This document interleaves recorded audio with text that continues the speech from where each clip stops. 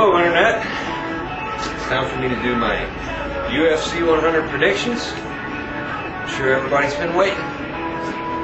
After doing that 99 video, I realized how mildly retarded it was to post the predictions after the fights. So I thought I'd do it a little different this time, and it is UFC 100, the biggest event in mixed martial arts history. Yeah. So, first fight, well, I'm just going to do the main card, obviously, because of time constraints.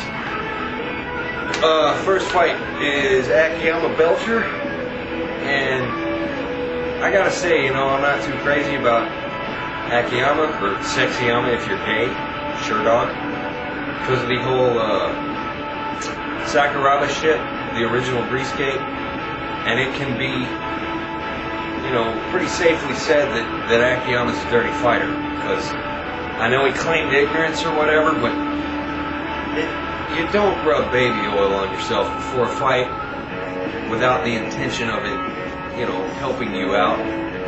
That's a dirty tactic, no matter how you slice it. So Akiyama's got that working against him, but I don't like Belcher either, to tell you the truth. I don't know why. He's just kind of a middle-of-the-road fighter. I'm not really, very enthused about him at all. Plus, he fucking beat Dennis Kang at 93 and kept me from getting my perfect card as far as predictions. I was 9-1 on that card, and that's the only fight I got wrong. It was Dennis Kang, Alan Belcher. So I don't like that guy either. Plus Belcher, the name, makes me think of burps. It's like the worst smell in the history of smells. My older brother used to blow them in my face all the time. It's horrible. It's nightmare inducing. Anyway, so I expect it to be a good fight, though, even though I don't like either guy. Akiyama, I would say he doesn't really offer much danger in the stand-up, but he had that knockout of Dennis Kang, which was I believe it was a right uppercut that just kind of came out of nowhere. So, he's got a little bit of power there, I guess, in his striking. Belcher, I can't remember if he's got any KO victories. I know he's got that TKO against Caleb Starnes, but that was a cut. Yeah, he's not especially, dangerous on the feet either. But what I think is probably going to happen is Belcher's going to come out looking to throw leg kicks, because Akiyama's shown some susceptibility to leg kicks in past fights. So Belcher's probably going to do that. He's going to land a few leg kicks. He'll probably win the first round. And then he'll get Chuck syndrome.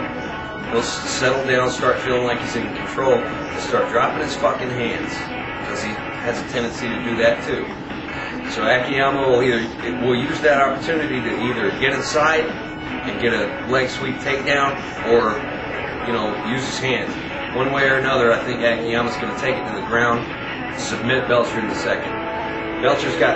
He's shown some really good submission defense against Kang, against Redhead, Ed Herman. Both of them had him in some pretty precarious positions, and he managed to get out of it. But I don't think it's going to be enough against Akiyama. I think Akiyama's going to pull it out in the second round submission. That's my official prediction. Moving on, John Fitch and Paulo Thiago. This is Fitch's fight. Everybody knows it. Fitch is going to do what he does. We all know what kind of fighter he is. He's fucking tough as Teflon. He's going to weather whatever storm Thiago might bring. And I'm not all that impressed with Paulo Thiago in the first place. I looked up some of his jungle fight shit on YouTube. There's really nothing to be inferred from it. Either impressive or, dispressive. Yeah, I just make up my own fucking words. So yeah, there's nothing really to be gotten from that. And that fight with Koscheck, I think he was getting outpointed up until he got, up until he put Koss down. And I think that was an early stoppage, by the way, personally. Because look at that fight. Look at that fight between Koscheck and Thiago Alves. All the shit that Koscheck weathered and came back. That Paulo Thiago stoppage was not half of what he came back from against Alves. Anywho, I digress. John Fitch is going to control the fight. He's probably going to get Thiago down at will. manhandling. That's what I see happening. The safe bet would be to say Fitch by decision, but I'm going to go out on a limb and say the second round TKO. I think Fitch is going to turn it on and stop this guy. Yeah, he's undefeated, Paulo Thiago is, but that's against nobody's. I mean, there's not one single name on his fucking 11-fight resume except for Koscheck, and that's a spotty, win. So, John Fitch, second round TKO. Moving on. Dan Henderson, Michael Bisping. This one, I'm looking forward to the most out of any fight on the card, to tell you the truth. I think this is Hendo's fight to lose. I don't see what Bisping can do to win this fight. And he is fucking delusional. Bisping is talking about, I'm going to knock out Dan Henderson. Dan Henderson's not going to take me down. Ha! That's fucking funny. That really is. I mean, this is Dan Henderson we're talking about. The guy stood toe-to-toe with Wanderlei Silva, Vitor Belfort, Rampage Jackson, Gilbert Ivel, Anderson Silva. Never been knocked out. And Bisping thinks he's going to be the one to do it? The guy ate some fucking retard stew for breakfast that morning, apparently, when he gave that interview, because he's lost touch with a little place I like to call the real world. If he thinks he's going to knock out Hendo. If anybody's getting knocked out, it's Bisping. Because he's got a chin, evidently, because he's never been KO'd. But he did the fish dance against Matt Hamill. That Hamill had him rocked, I believe it was at the end of the second round. And, Bisping was doing the Fedor Fajita thing. The little... Yeah, so if anybody's chin is suspect here, it's the Brits. And Dan's going to put it to the test. He's going to load up that right hand like he always does. Michael Bisping's going to use, superior footwork. He's going to stay on the outside. He's going to try to do what he did against Lehman and pepper Hendo and just annoy him to a victory.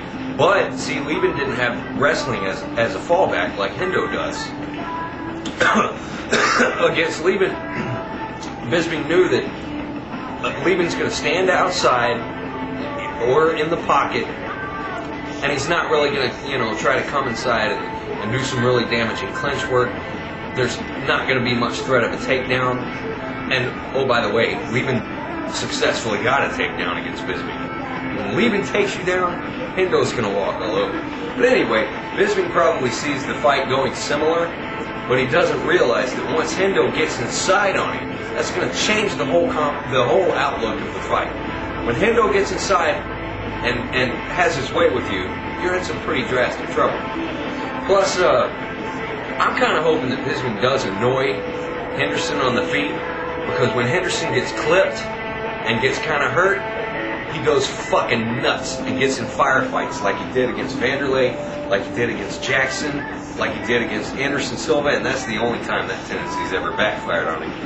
Because when you tag him on his chin and you kind of shake him, he just starts doing this number from the hip, going everywhere, and that's some of the most entertaining shit. Plus,